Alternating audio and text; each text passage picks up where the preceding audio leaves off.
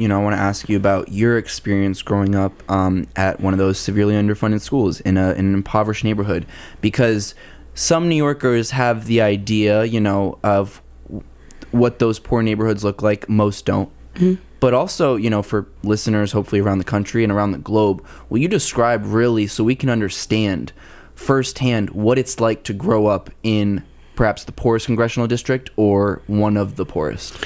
And this has to be a testament to my parents as well, because we were poor, right? But they let me live inside of this bubble with education, and they would take the money they did have to buy me clothes. And people wonder why. I just want to clear this up before I go deeper.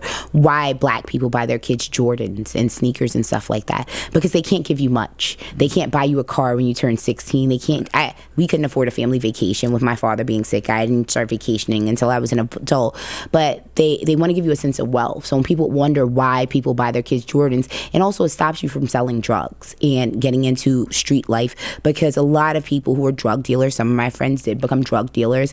They did this because they wanted new sneakers or they wanted a new North Face coat. So if your parents sacrificed a little bit of, unfortunately, the rent money to get you a luxury item, it probably prevented you from a life of crime. I usually don't play the struggle Olympics, but with you, I told you I'd be fully transparent and I'd share my experience with you. It's also important. It's important for people to know. Everyone to understand. No, because the reason why I say it, everyone in my race, like every time we do a debate, if anyone watches it, everyone likes to talk about how poor they were, and I just don't. But I want you to know what it was like growing up. I was born in '84.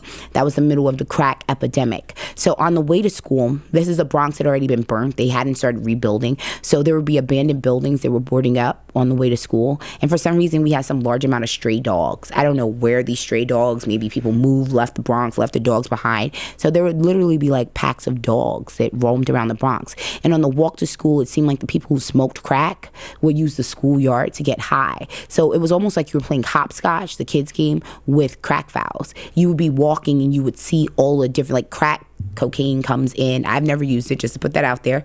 I do believe in the legalization of marijuana in my policy.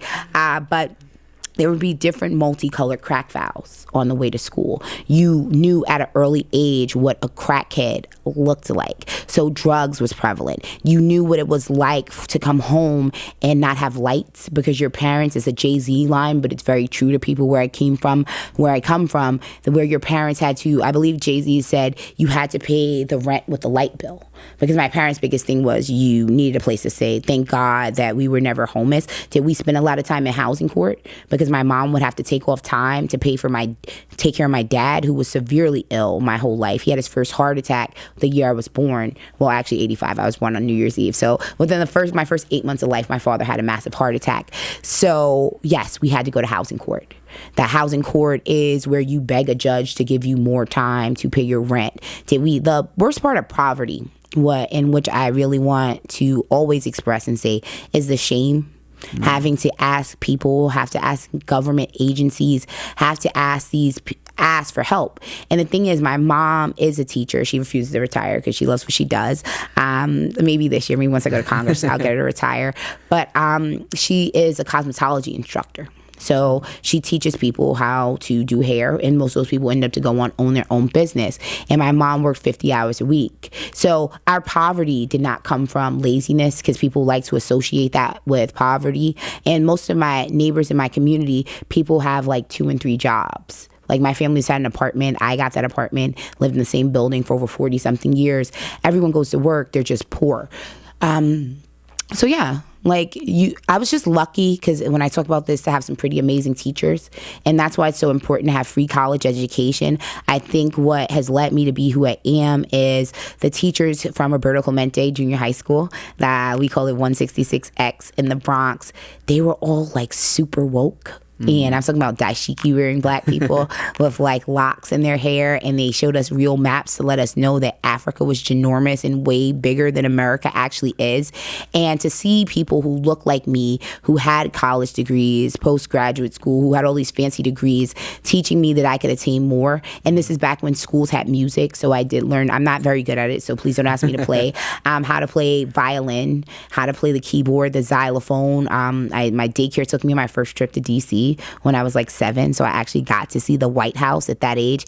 And so even when I tell you living in a bubble, my parents didn't have means to send me to private classes, but they found after school programs. They found daycare things. And they always told me I could be anything. It's weird that I'm running for Congress. My mom says she's not surprised because I never saw it. But this is way before Barack Obama. My father used to always encourage me to work harder because he was home, so he would help me with my homework when my mother worked. And he'd tell me that I could be president. And can you imagine a little black girl in the Bronx with a name like Chivona, which is ethnic as hell, and I love it. That's why I make sure everyone says it correctly, that I could be president. So that's what life was like in the Bronx. My childhood was good. Like, it was poor, but I didn't realize I was poor because everybody around me was poor. So I had a good childhood.